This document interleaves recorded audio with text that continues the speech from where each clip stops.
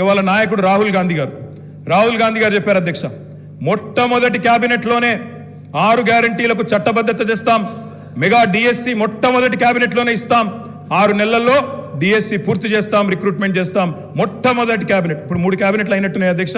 మరి మొదటి క్యాబినెట్ ఎడవైందో, 6 గ్యారంటీలకు చట్టబద్ధత ఎడవైందో చెప్పాలి అధ్యక్ష. రాహుల్ గాంధీ గారు చెప్పారు ఆదిలాబాద్లో. ఏం చెప్పారు అధ్యక్ష? 24 గంటల్లోనే, ఇది నేను చెప్తలేను అధ్యక్ష, హిందుస్థాన్ టైమ్స్ రాసింది, 24 గంటల్లోనే 2 లక్షల రూపాయల రుణమాఫీ చేస్తాం రైతులకు. ఇది రాహుల్ గాంధీ గారు చెప్పిన మాట. నిలబెట్టాలని చెప్పి నేను కోరుతా ఉన్నా. 24 గంటలు కాకపోయినా 24 రోజుల్లోనైనా నిలబెట్టండి అని చెప్పి నేను కోరుతా ఉన్నా అధ్యక్ష. వారు చెప్పినారు కౌలు రైతులకు బీమా రుణాలు, కౌలు రైతులకు బీమా. కౌలు రైతులు ఎదురు చూస్తున్నారు రాష్ట్రంలో, మరి రుణాలు ఇవ్వమని కోరుతా ఉన్నారు అధ్యక్ష. ఇది రేవంత్ రెడ్డి గారు చెప్పారు. కేసీఆర్ ఉంటే 5,000 వస్తాయి, కేసీఆర్ ఓడిపోతే 15,000 వస్తాయని చెప్పి డిసెంబర్ 9 నాడు స్వయంగా రేవంత్ రెడ్డి గారు చెప్పారు. ముఖ్యమంత్రి